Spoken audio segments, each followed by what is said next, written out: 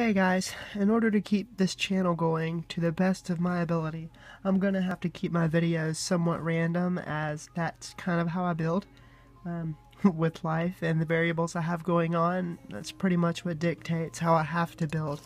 With that being said, hard to keep all my videos organized in terms of, you know, all engine this, all interior that, or whatever. So right here I have a CRX windshield. Well, it's all one piece. I say windshield, it's the window unit for a Fujimi CRX. I never keep these side windows in. They do keep dust out, but I keep display cases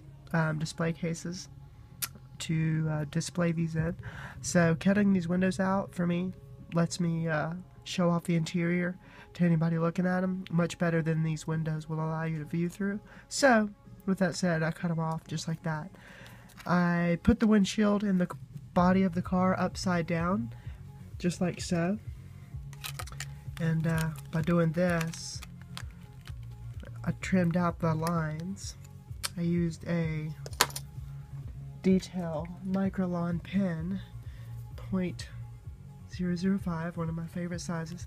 Like I said, it's a little harder now that the tape's on, but I put the window in, took the pen tip, and just simply drew along the lines where I wanted the tape to be on the outside of the windshield, just like so.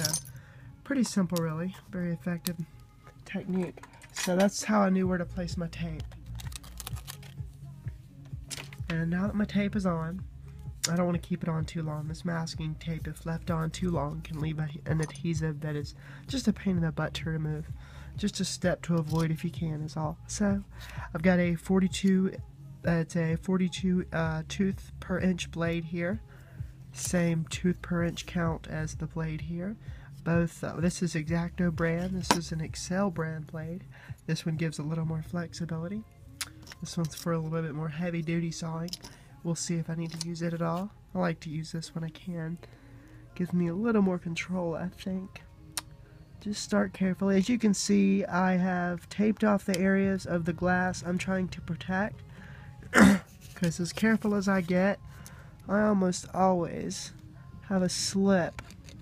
It's rare that I can cut through and not slip on it, but the times that I do, the tape is there to protect the extra glass. So also gives you a nice little a tiny little line right there is actually a guide for your saw blade. If you let the saw do the work, it works surprisingly well at staying along that line.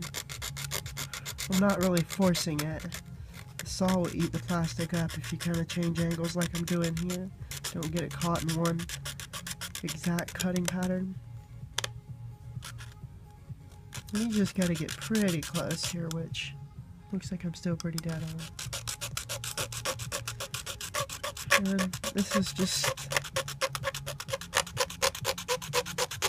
unedited, as most of my videos end up being. Sorry for shaking that again. You guys say you like to just watch me do this as I do it, so that's what I'm planning on. Alright,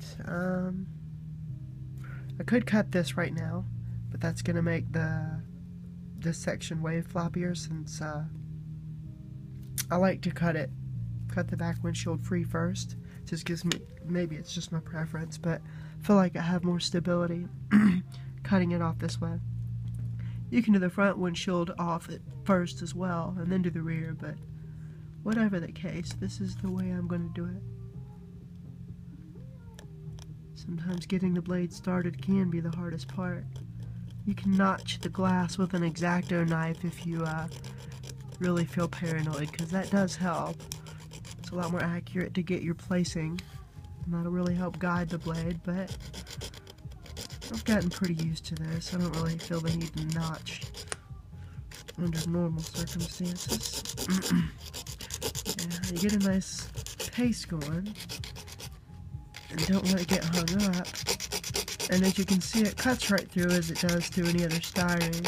This is more prone to cracking, so you do got to be a little careful there. You don't want this to hang up on the clear styrene. I keep calling it glass just for sake of not getting confused. It is replica glass after all. But there's the back removed. I'll go ahead and remove the tape just to show you guys what it looks like after. Not that it's hard to figure out, but you can see pretty clean edges. I will end up using usually about 180 grit, which this happens to be on the back side of this. Do a quick little clean up sanding, get any rough edges off. Actually, I think this is about 100 grit, to be honest with you, and feels like about 180 on the back, maybe 220. Just working up.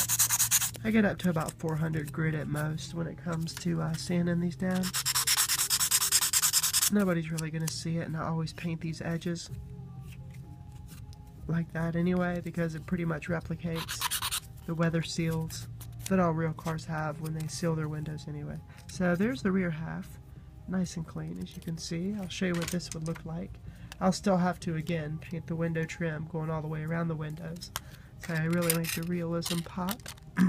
Nonetheless though, there we go, window cut out.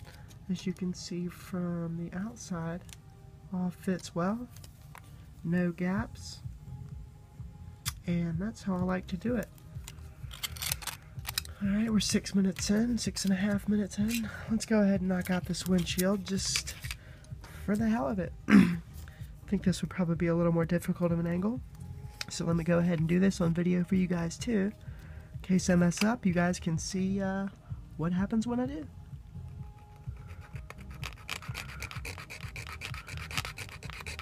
If I do, and hopefully it won't be a big deal. Nice and easy. You notice too, I'm not cutting at a perpendicular angle. I'm keeping the blade at a nice, almost 15, maybe 20 degree angle at most. Sometimes getting up to about 45, but generally I'm noticing the camera shaking a lot, so I apologize for that. It's attached to the bench that you're seeing the saw on right now. Hindsight, that's not the greatest idea. See if I can saw this a little more smoothly. Oh well, fuck it. Sorry guys.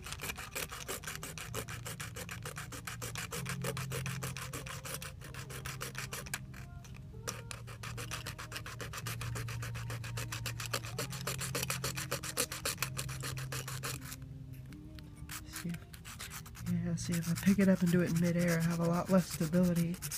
I can both slip and cut myself easier, and I just don't have as much control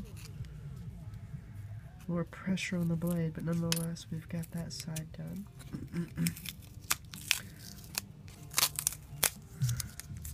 Alright, I'll probably shave this down a little bit, because if I remember correctly, this little point right here doesn't need to be there. And pretty much just sand that down. 100 grit sandpaper, it takes care of that quicker than you may think. So that's how I'll do it.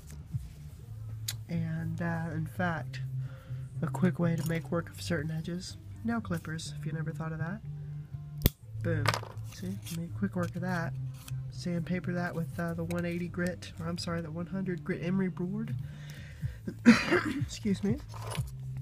And then as you just saw, go to 180. Then 400, and bam, done.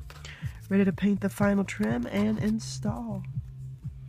I'll just go ahead and finish this up for you guys. Do a full job on here for once. Alright, since I'm right-handed, and this is just my angle, I've got to make it work for me. The beauty about this, you just kind of improv however you feel like you need to get the best results and retain the most control over your tools.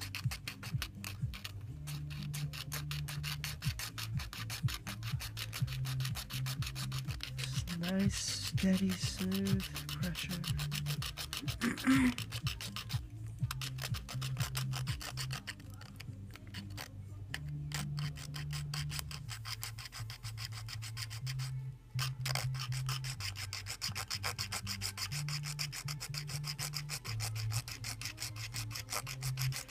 This gets a little boring to just stare at for a little bit, so I'm sure a lot of you might fast forward through a few of these parts. I would not blame you. This is not exactly exciting. The results are the part that are worth it to me. I personally hate doing the actual work. It's getting tricky here at this angle. But yeah, every time I finish a model or get close to it, it always makes me feel a little giddy to have a new custom model built just the way I like it.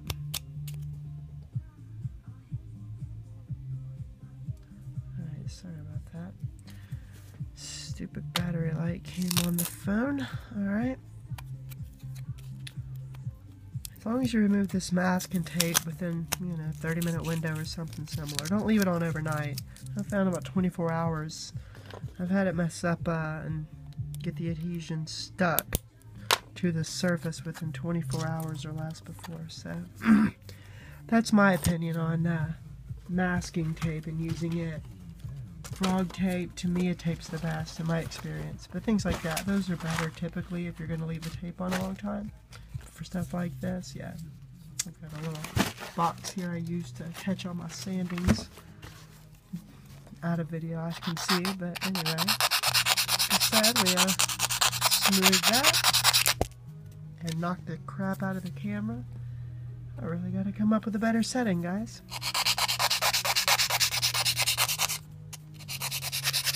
I've done quite a few of these, so that's the one reason I haven't test fitted this yet. I already know it's going to fit. I think I've built close to 10 CRX models now. And about 9 of them I've done this to. I always leave excess, just in case.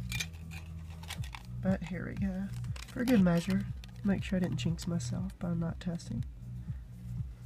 As I figured, I've got a little bit more to go. You guys, I think you can see that. Let me put it in there evenly.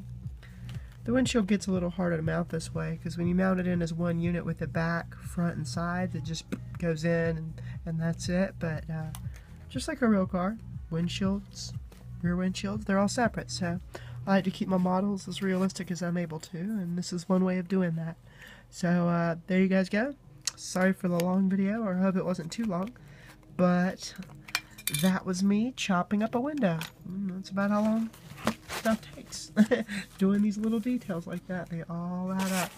So again, thank you for all the follows. Leave any comments for any advice or questions, and as always, I appreciate the follows. Thanks again, guys. I'll try to have a video out soon and keep this thing going.